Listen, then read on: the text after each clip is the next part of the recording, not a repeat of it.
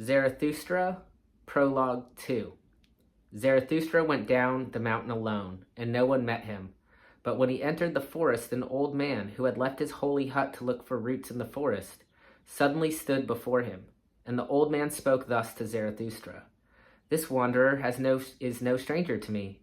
He passed by here many years ago. He was called Zarathustra, but he has changed.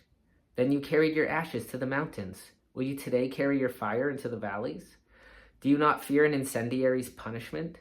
Yes, I recognize Zarathustra. His eyes are clear, and no disgust lurks about his mouth.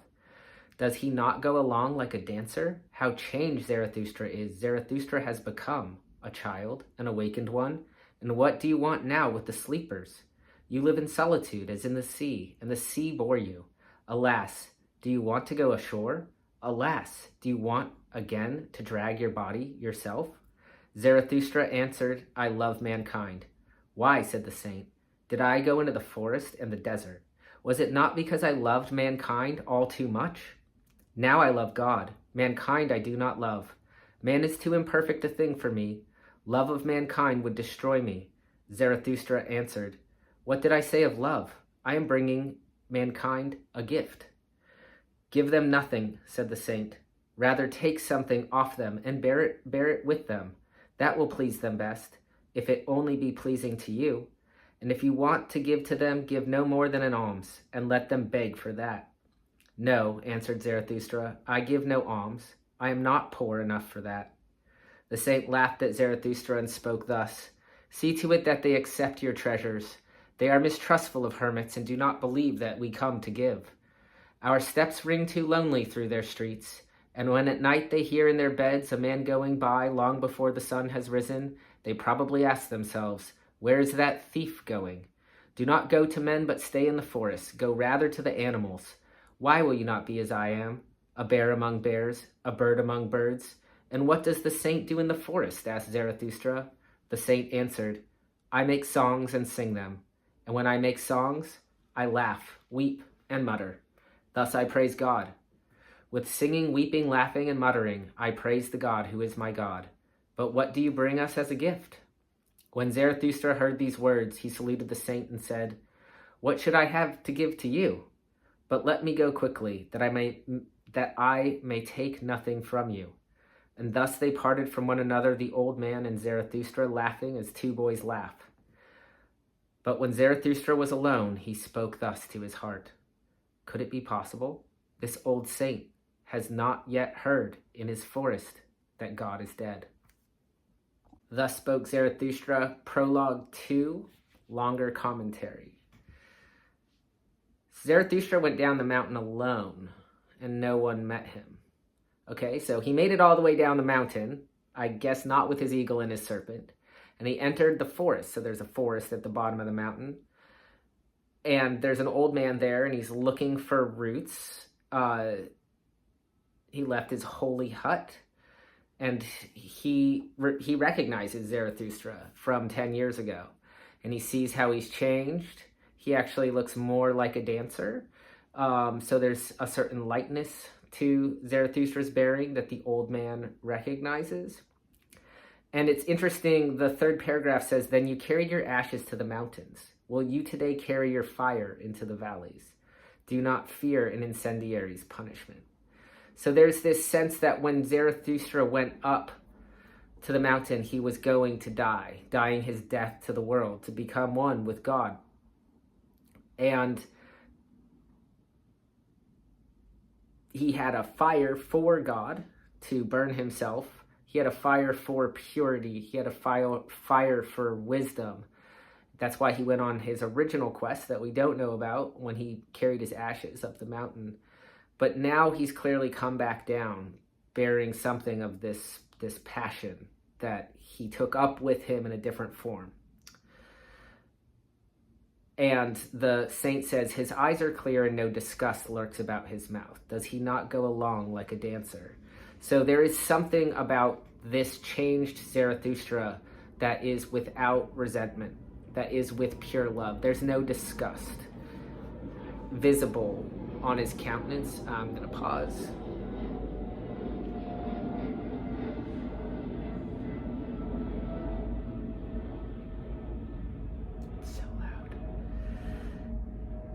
The saint says, how changed Zarathustra is. Zarathustra has become a child, an awakened one. What do you now want with the sleepers? This is always a tension for people of a spiritual nature. What are you going to actually do in the world? What use is your enlightenment to yourself and to others? Why go be awake in a land of sleepers? I think this is a question that those of us who feel that we're seeing clearly in fraught political times, well, everybody feels that he's seeing clearly, and it can be so difficult to back your notion of truth and not try to just point to something, well, just look, see, that, is it not? And it's really frustrating and enervating, and even tongue twisting.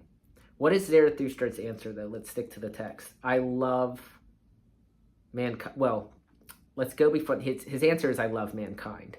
But the next thing the saint asks him, you lived in solitude as in the sea, and the sea bore you.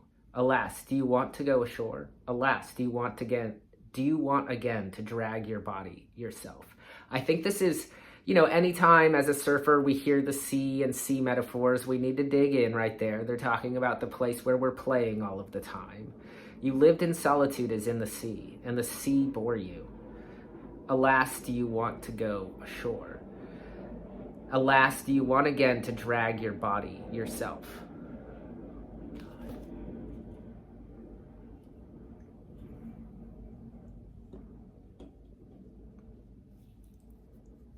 To just riff on this, think about a surfer who's going to leave the world to just go surf perfect waves all of the time, and who's so obsessed with getting perfect waves with nobody out and he's just in this blissful joy getting tubed in the middle of nowhere, but at some point he has nobody to share that with. He has nobody to tell about his tubes. He has nobody to see his tubes. He has nobody with whom to share that enjoyment.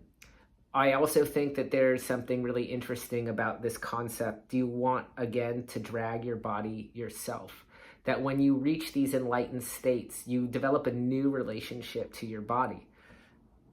It kind of goes away. You actually do practices to make your body smaller and stronger through fasting practices and different caloric restriction and meditations. And in the case of our surfer who's scoring perfect barrels out in the middle of nowhere, actually extreme physical exertion on top of that. And there are spiritual exercises that hermits do as well. If you know anything about like the tradition of yogis in India, sometimes a certain yogi has his one physical discipline, like holding his hand up in the air, and there are some that can like pull trucks with their dicks.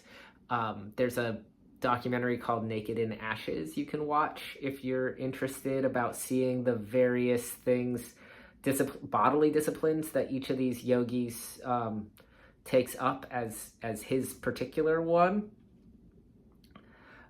And that is actually to say that the body is something that can be overcome. That's their way of overcoming the body. But what Zarathustra is talking about is actually something different. It's going back in and dealing with all of those ambivalent parts of being human, like being fully human, where you want to eat all of the food that you want to eat that you consider good to you and be thin, and you want to have like a nice little drink of wine or puff of a spliff and see beautiful men and women and experience the pleasures and the pains of living a mortal existence, a land-based existence. And this is another thing that I also think is like pretty interesting as surfers, is how much, we take for granted how much land creatures we are. Our land politics, our land attitudes, our land humanity, we bring into the ocean with us. And I always just think that's like a really important thing to think about when one is over romanticizing the sea. I think that that is like actually another part of this tale, is being, I'm going to pause again, overly romantic.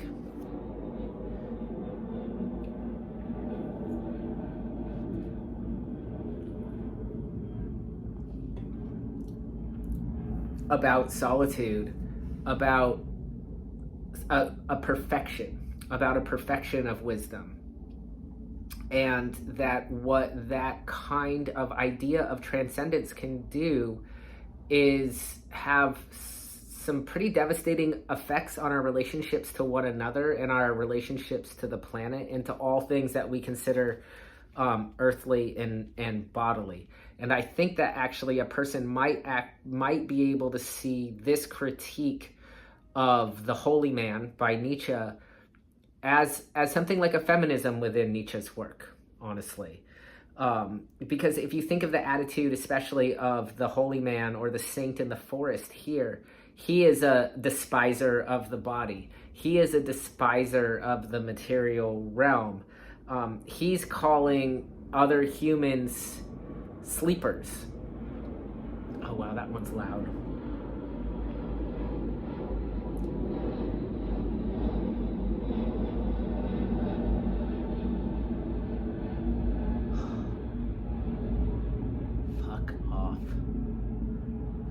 But we need to fly, but you need to sit through this on the video.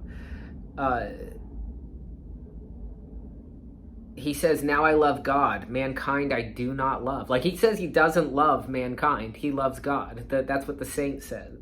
Man is too imperfect a thing for me. Love of mankind would destroy me. That's so interesting. So he's worried about being destroyed. He's loving God and living away from man and gathering berries in the forest as his way of continuing enjoyment. So there's a way in which this priest himself, this holy person, this saint in the forest, is a hedonist. He doesn't want to be near man because like he wants to be in a state of pleasure all of the time, and man destroys that. Being bodily destroys that for him, and he needs this kind of purity away from all other human beings. And when Zarathustra says, I'm bringing them a gift, and the saint says, give them nothing, rather take something off them and bear it with them, that will please them best, if it only be pleasing to you. So he's basically instructing him like how to be a holy man among men, and that's just take their pain away, take their burdens away, or bear it with them, because they're basically too stupid to live the kind of lifestyle and develop the kinds of habits that would truly make them happy, that could truly help them in their ambivalence, in their radical and fleshy ambivalence. And just a little thing here, when Zarathustra says, I give no alms, I am not poor enough for that, Nietzsche is going to do that a lot of inversion of societally held values with like a little stab right there. He's saying wealthy people who all that they can do is give alms to like hopefully like alleviate people's pain, that they're poor. They're poor in spirit. They can't like actually give any real spiritual balm to anybody. They are so poor in spirit, all they can give is money, something hollow. Even though it symbolizes a lot, it is a manifestation of a kind of wealth that is not really rich. The saint laughed at Zarathustra and spoke thus, see that they accept your treasures. They are mistrustful of hermits and do not believe that we come to give. And I think here, I mean, there's something really true here. You know, hermits, like, we can just think of crazy old scruffy dudes in the street, right? Like, most of us are suspicious of those people who are, you know, the village madman running around telling you all these things about God. And you're just like, okay, you're just like trying to, you know, make your money, feed your family, go surfing when you want to go surfing. You're not going to listen to this like raving lunatic in the street. And when we see these kind of people, like, I think the hermit is right. We think things like, where's that thief going? I mean, I don't necessarily think these people are thieves, like Vietnam vets or somebody that just had a really unfortunate, and could some of them have wisdom? Yes. I personally think that the only kind of monastic lifestyle that is viable, sustainable for a human life are in probably something more communitarian, like in a monastic community, where it would be possible to do the cycle of meditation, solitude, and then return to the community. But when a person's basic needs aren't met, and they smell bad to people and aren't having a similar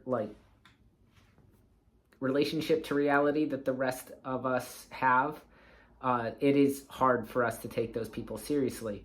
But when we dress them up and they say things that seem to make sense and seem to be coded in spiritual authority, we can turn them into new idols and new gods. And I think that, for me, is something that has been happening in the far right landscape, media landscape. I even listened to a podcast recently with a carnivore influencer, and everything that was coming out of his mouth was bullshit, but it sounded so legitimate. So I think we can get fooled by language and dress when those people in ties or with six-pack abs are talking to us in a way that is so certain, and using big words and talking about this study and not giving you the right citation, where they're not that much better than the crazy lunatic in the village square with the long scruffy beard who smells bad. We just don't think that they're thieves, and then they own a supplement company and tell you to buy their supplements, in which case they are just thieves of the earth and your money. Because I'm not going to say all supplementation is bad, but we should be wary of a lot of supplement companies. You have to do a lot of work. Back to the text itself, there's some interesting tension between the saint and what he stands for, again, and Zarathustra and what he is going to do. Zarathustra is still a much younger man, and he will always have a tension with him. He went away for 10 years. He has lived the hermit lifestyle. He does know what motivates this saint in the forest, and the saint might also know why Zarathustra wants to go share his wisdom a bit too. They both have that holy person tension of, how much do I keep for myself so that I can maintain myself, and how much do I share with other people? How much do I have a calling to share with other people? And when what I have to share is falling on deaf ears, when do I know, and how do I know that it's time to go back to the hut in the mountain?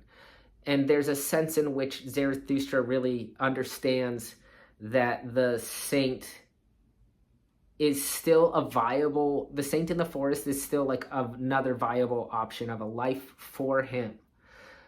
But he is committed to going down at this point. And the end of this section of the prologue, could it be possible this old saint has not yet heard in his forest that God is dead?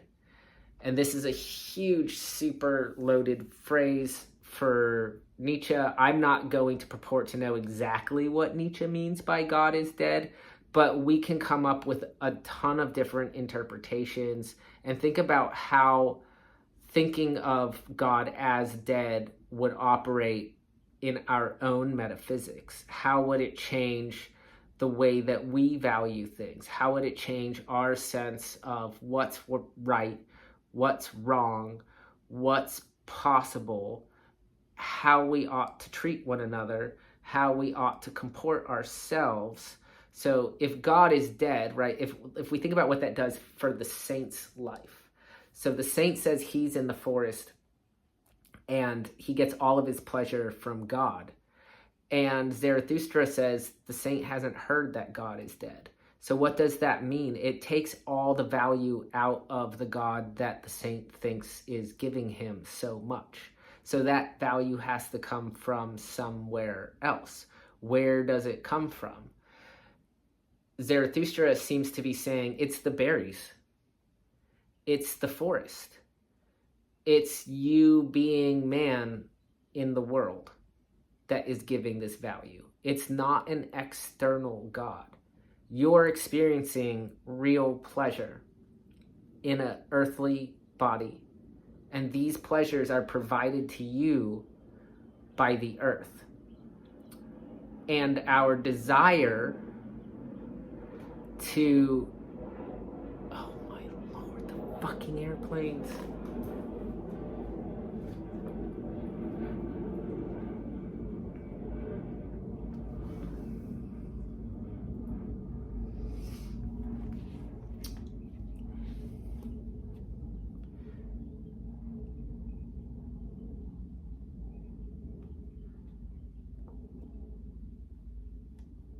There's this desire that we know a God that makes things definite and certain for us, but yet that thing is so difficult to be definite and certain about, because we actually don't. The only kinds of signs of its existence we get are material. And so we have these experiences that make us feel like something like a real extra human, extra spiritual world. Another one.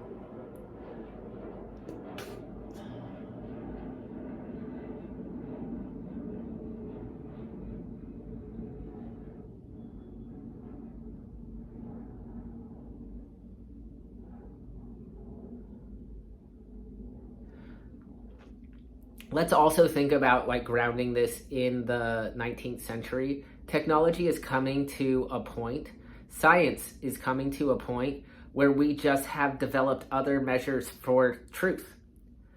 And so the way that God used to function in terms of providing the grounding of all truth claims just isn't the case anymore, and can't be the case anymore. And I do think that for Nietzsche, and I'm sorry, I'm just going to talk over this airplane because they won't stop coming right now. Oh my God, but then I just can't think. It's like in my brain. Like even if I had a microphone, the airplane sound is so loud. It's like at my brain.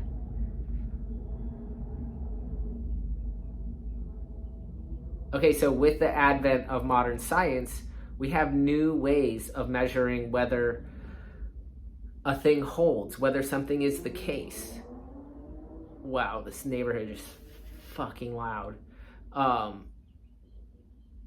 And that changes things. It changes the way that we are going to talk about what is the case and not the case, and how we're going to develop our habits according to those sets of truths. And all philosophy is asking that you at least look at the foundations of your values. And so Nietzsche and Zarathustra are classic philosophers in that sense. When he says God is dead, it means everything by which we used to measure everything doesn't have the same measure. It doesn't have the same import anymore. We need new tools for measuring, and we need new interpretations. And so there's a sense in which this downgoing is also a giving birth to a new way of being in the world, seeing the world, measuring the world, experiencing the world, and communicating that to other people. All right? That's just 2. Next is 3. Stay tuned for that, and I'll see you for the next one.